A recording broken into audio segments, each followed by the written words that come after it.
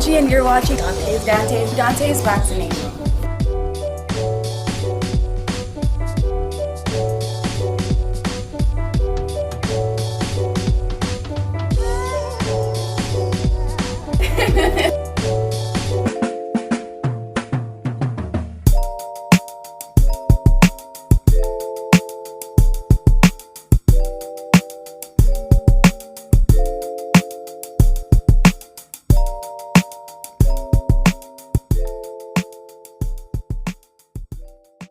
Dante's Vaccination, what's going on, guys?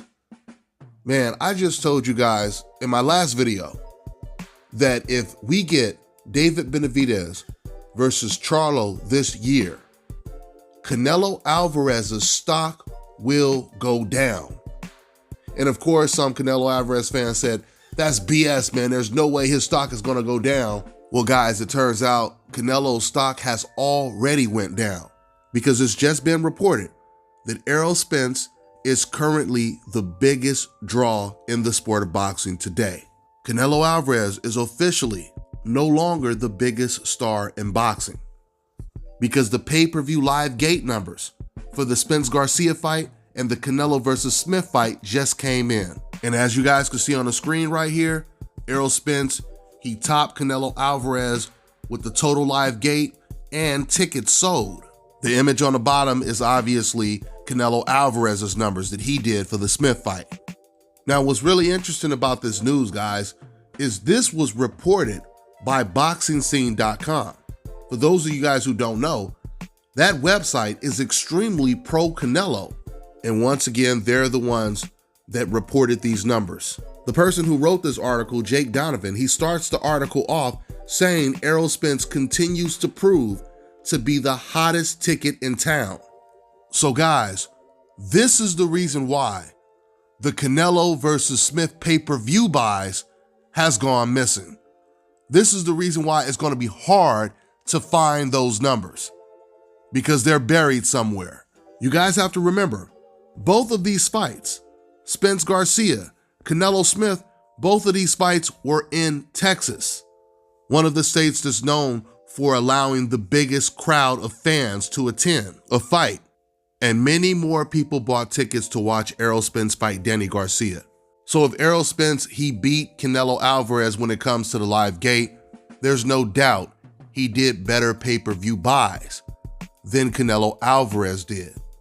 See, the problem that Canelo is having is the problem that everyone else that wants to be Floyd Mayweather or in Floyd Mayweather's shoes is having. They want to be Floyd Mayweather without having to fight the competition that Floyd Mayweather had to fight. And old media is the same way.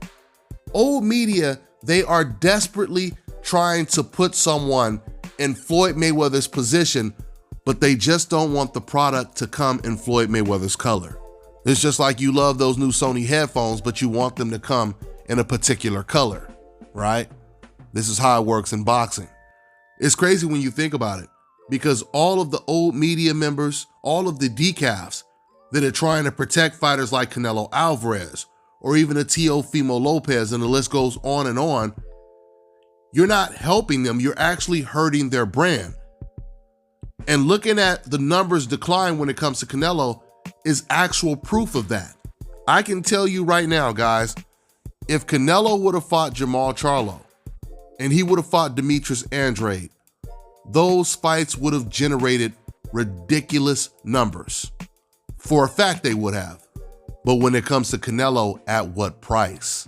Because the dilemma he has is, yeah, it may do the best numbers, or Canelo may do the best numbers he's ever done against a Charlo, but if he loses to a Charlo or an Andrade, then that's the end of his ascent. It's reminiscent of when Oscar De La Hoya fought Felix Trinidad. That fight did ridiculous numbers, but it was at the cost of Oscar De La Hoya losing. But because Oscar De La Hoya was a different breed of Mexican fighters, he didn't allow that to derail his career. He continued to fight the best competition. After that, he ended up fighting Shane Mosley. He fought Bernard Hopkins. He continued to fight very tough competition even after he suffered his losses. See, the reason why I say that you guys are hurting him more than helping him is you guys are willing to see Canelo Alvarez fight someone that no one wants to see him fight if it guarantees Canelo Alvarez will win the fight. But look at what happens when you do this. People are not that interested in watching the fight. When Canelo fought Kovalev, I believe it turned out only 600,000 people watched the fight. And that was on a DAZN app where you didn't have to pay a ridiculous high pay-per-view. So the Canelo versus Kovalev numbers were disappointing. They were a failure. And then Canelo, he fights another European fighter in Caleb Smith, another fighter that is not that well known, especially in the States. And he's not even a big superstar in his own country of the UK. By way of contrast, Errol Spence is fighting against Danny Garcia, a well-known fighter in his division. Not only is he a well-known fighter, but the fact that Spence is coming off of this car accident and you got other boxers saying he's not going to be the same, other fighters like Sean Porter, that made the fight even more competitive. It was already competitive before Errol's accident, but it was even more dramatic after the fact. The bottom line is Errol Spence is facing better competition than Canelo Alvarez and fighters that clearly have a much bigger name. And then you got Abney Yildirim, who Canelo Alvarez is about to fight next. I'm telling you guys right now, this is such a horrible matchup. This will be the first Canelo Alvarez fight that I will not watch and I will not cover. That's how bad this matchup is. Matter of fact, when Canelo Alvarez fought Smith on the same weekend that Golovkin, he fought a major cherry pick.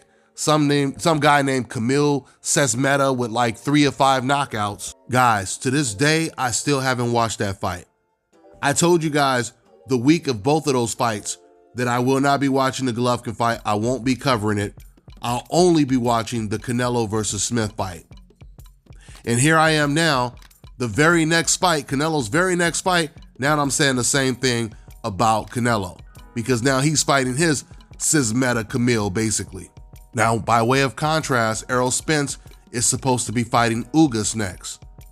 So just ask yourself, what fight do you think is going to generate better numbers?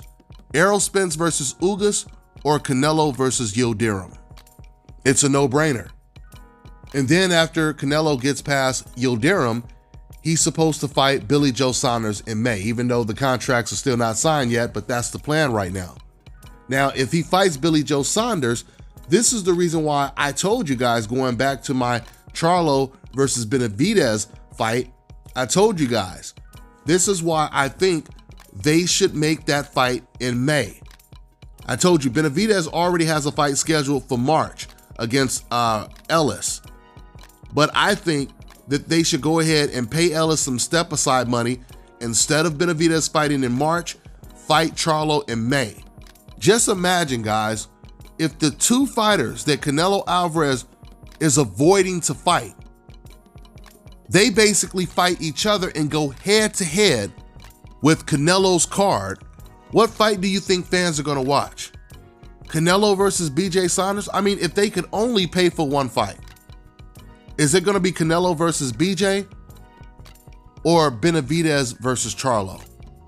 We all know everyone is going to watch Benavidez versus Charlo because that is a fight that boxing fans want to watch. Even when it comes to BJ Saunders, another European fighter, hardcore boxing fans know who he is, but the majority of fans don't even know who Billy Joe Saunders is in the States. And even the hardcore fans know by the way BJ has been looking at 168, he doesn't have that much of a chance. Now, don't get me wrong, there's a very good chance he can do much better than Caleb Smith because he's a southpaw that moves and he knows how to tie up when he has to. But still, at the same time, looking at these fights on paper, it looks like Canelo, he beats BJ Saunders, but we don't know who wins Charlo versus Benavidez. We don't know that. I mean, that's like a Leonard Hearns type of fight, a De La Hoya Trinidad type of fight, where you truly don't know. You may be leaning towards one fighter, but you cannot bet the house on who's gonna win that fight. So this year, if old media and the rest of the decafs don't start pressuring Canelo Alvarez to give the fans the fights they actually want to watch, Canelo Alvarez is in a lose-lose situation. His stock is gonna continue to plummet, I'm telling you guys right now, because I'm predicting the winner of Benavidez versus Charlo is gonna end up being a bigger draw in boxing than Canelo Alvarez, especially if they can get other dangerous opponents in the ring to fight them. Speaking of dangerous opponents, when I made my point early and I said everyone wants to be a Floyd Mayweather or in Floyd Mayweather's shoes, but they don't want to fight the competition that he faced. If you guys did not watch my very long, detailed video where I compare Floyd Mayweather's career to Canelo Alvarez's career all the way up to age 30, because that's the age that Canelo is now, you have to watch that video. I go into complete detail with audio clips and everything. You know, you will understand everything after watching this very long video. And honestly, I gotta thank the Canelo Alvarez fans for me making the video, because it was you guys that kept comparing Mayweather to Canelo. Every single time Canelo does something, whose name you bring up? Floyd Mayweather. So I did you guys a favor and I broke down their careers from their first debut fight all the way up until, once again, Canelo Alvarez turned age 30. It's pretty much a documentary that I did. It's a great, great video. If you guys haven't watched it, go ahead and watch it. I'll put the link in the description box. Let me close out with saying this. You know, there's no doubt about it. Right now, Canelo Alvarez is pound for pound the best NBF fighter in the world. But I have to reiterate, guys, this is the reason why his stock is going down. Believe it or not, as Don King put it, race sells. When Oscar De La Hoya was coming up, he was just a prospect. He was looked at as a pretty boy. And you had a lot of Mexican fans, a lot of the men, they used to hate on him because the girls had loved Oscar's looks and everything. So at first, he would get Mexican fans booing him. Also, he didn't play Mexican music when he used to come in. He used to come in playing like techno music and all that kind of stuff. And I remember Bob Arum, he said this. He was asked a question about Mexican fans booing De La Hoya. And Bob said it's not a problem, because soon as he starts to fight black guys, all of the Mexican fans are gonna come together to root for Oscar De La Hoya. And that is exactly what happened. All of a sudden, you start seeing the most Mexican flags in the arenas. You would never see anybody booing Oscar De La Hoya, especially when he was going against a black fighter. You know why, guys? Because race sells. You guys remember when Canelo Alvarez fought James Kirkland, a guy who had almost no chance of beating Canelo Alvarez in the ring? Do you know that that fight was on HBO? That was one of the highest rated fights that year on regular HBO, not pay-per-view, just regular HBO. And it was because he was fighting a black guy, and it was looked at on paper as somewhat of a guaranteed win for Canelo Alvarez. So if he could generate numbers like that against a James Kirkland who almost had no chance, can you imagine how big Canelo versus Charlo versus Andre, and not just even black fighters, but even Benavidez, especially if Benavidez were to beat Charlo. Now, if Canelo were to beat one of those guys, then he would truly be the face of boxing. It won't just be some lie that old media fed us because they want him to be the face of boxing. It would be the actual truth. Let's see if he does that after Charlo and Benavidez fight. That's all I got for now, guys. I'm on to the next one.